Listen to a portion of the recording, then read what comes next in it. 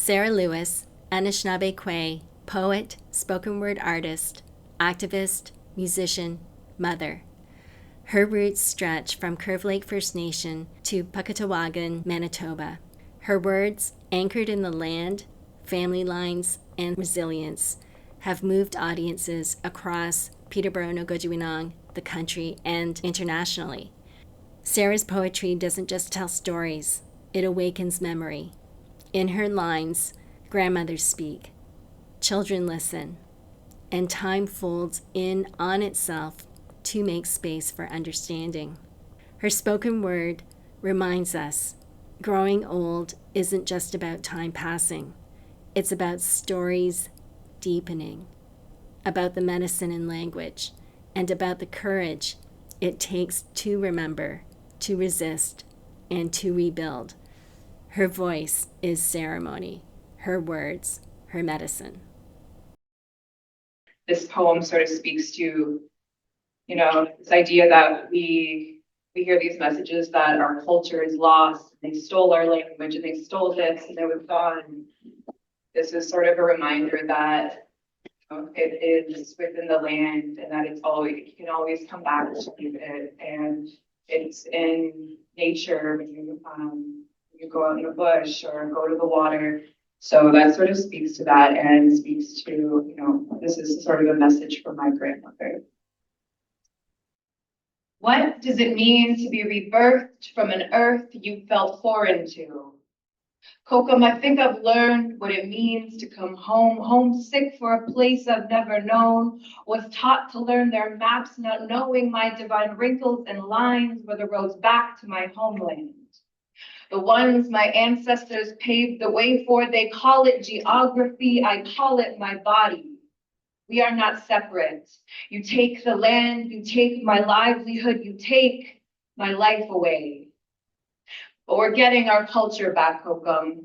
As if she was ever really lost, I thought she was always sitting around fire, keeping my belly in school. As I exhaled through Lord's Prayer, a guttural, fiery warrior cry, fighting to be heard over Hail Marys, fighting for me to remember. Kasagi thin.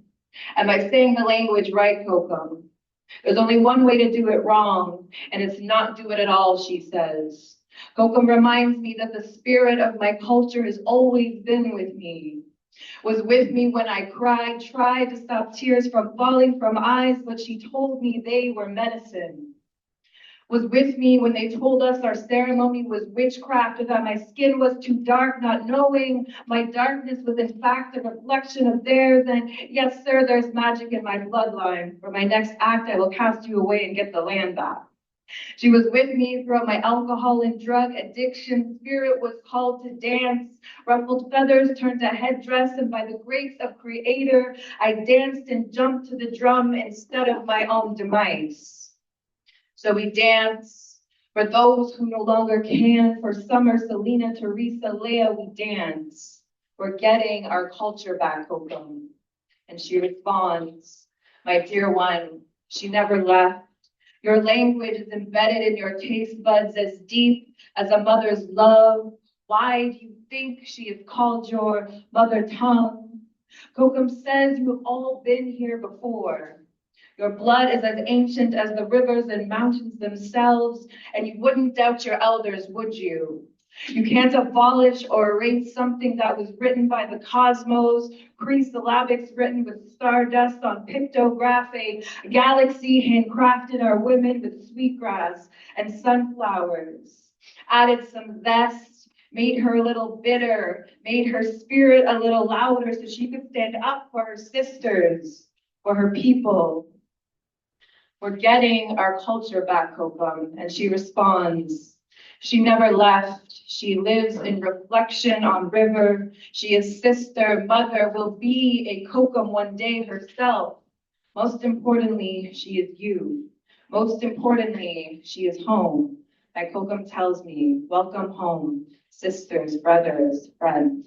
Miigwech. This podcast has been brought to you by the Trent Center for Aging in Society, produced by Matthew Deshaw and Nadine Changfoot. Miigwech, and thank you for tuning in.